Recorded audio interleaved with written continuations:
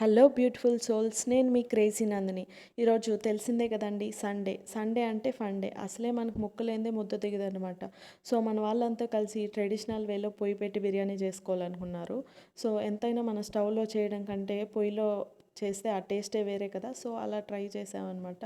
So దానికోసం పొయ్యి పెట్టి మా ఇంటి ముందరే పక్కన ఇంగ్రీడియంట్స్ అంతా తీసుకున్నాము. దానికోసం ఆయిల్, పట్ట, లవంగం, ఏలకులు, ఆనియన్స్, మిర్చి, lemon, garlic paste, chicken, rice, పుదీనా పేస్ట్, కస్తూరి మేతి, క్యాసరీ కలర్ అవన్నీ తీసుకున్నాం అనమాట. దాని తర్వాత పొయ్యి పెట్టి ఆ పొయ్యి పైన ఒక పాత్ర పెట్టాం. ఆ పాత్ర మనం ఆల్రెడీ కూలోళ్ళకి చేస్తుంటాం కదా, సో ఆ పాత్ర యూజ్ చేసామన్నమాట.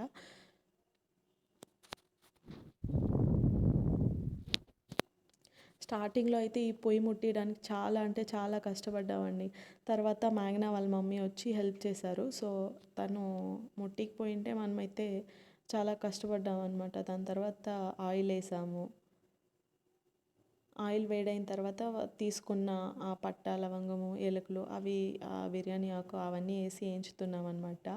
అది కొంచెం వేగిన తర్వాత ఆనియన్స్, పచ్చిమిర్చి అవన్నీ వేసుకొని వేయించుతున్నాం.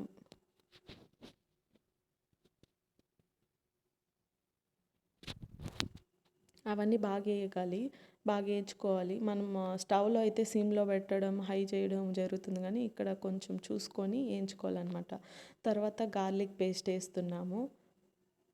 అది కూడా బాగా వేయించుకోవాలన్నమాట. అది వేగిన తర్వాత ఆల్రెడీ పుదీనా, కొత్తిమీర మనం పేస్ట్ చేసి ఉంటుంది కదా, అది వేసుకున్నాము.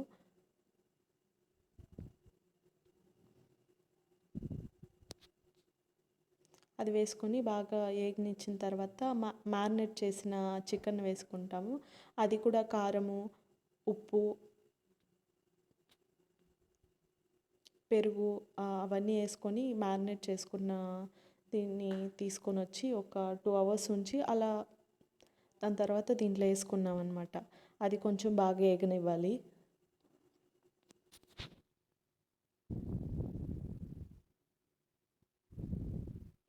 ఆ చికెన్ వాసన కూడా కొంచెం పచ్చి వాసన పోయేంత వరకు బాగా వేగనివ్వాలన్నమాట.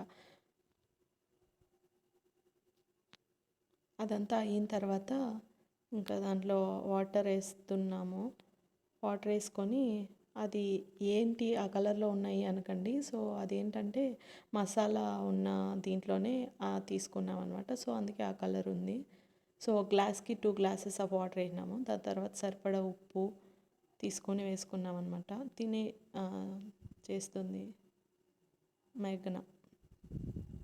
తర్వాత కస్తూరి మేతి, సరిపడా కారము అవన్నీ వేసుకున్న తర్వాత కారం సరిపోలేదనుకుంటా, మళ్ళీ వేశారు. సో బిర్యానీ వేసే మసాలా అన్నీ వేసుకొని కలుపుకున్నాము. సో కలుపుకున్న తర్వాత ఇంకా మనము ఉంటామా. ఏం చేస్తున్నారా? ఎవరికి ఎవరికి అది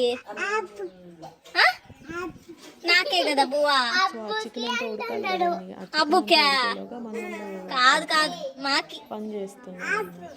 మేము తినేస్తాం. నీకు మాత్రం కూడా లేకపోతే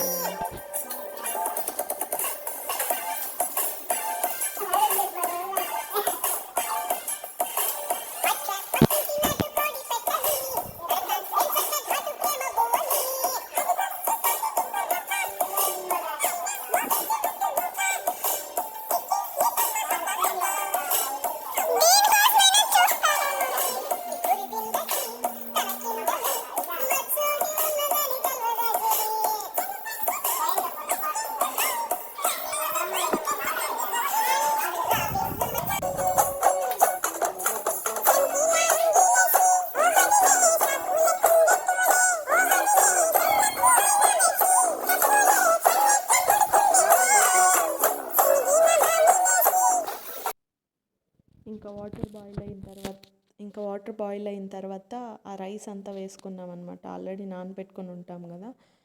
5 glasses ఆఫ్ రైస్ ఏమో తీసుకున్నాము. ఆ రైస్ని వాటర్ అంతా తీసేసి బాయిల్ అయిన వాటర్లో వేసుకుంటున్నాం అనమాట. ఇంకా అది వేసుకొని కొంచెం తిప్పేసి అలానే పెట్టేసి కొంచెం పైన కావాల్సినవన్నీ వేసుకునేసి పెట్టేసామన్నమాట. సో అది ఇంకో ఉడుకుతూ కాసేపు తిప్పుతూ అలా ఉన్నాము. సో కాసేపు అయ్యాక రైస్ అయితే అయిపోయింది కానీ కొంచెం ఉడికి ఉండాలి అనిపించింది. సో అలానే పెట్టేసి పైన ప్లేట్ అలానే మూసేసి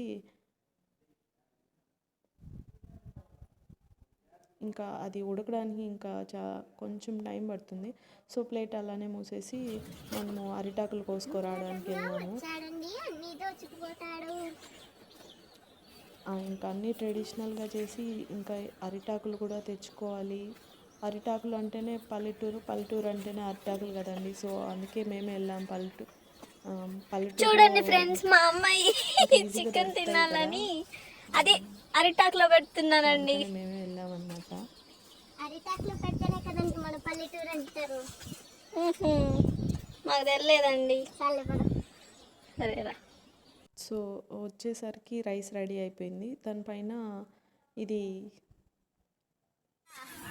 కొత్తిమీర వేసుకున్నాను.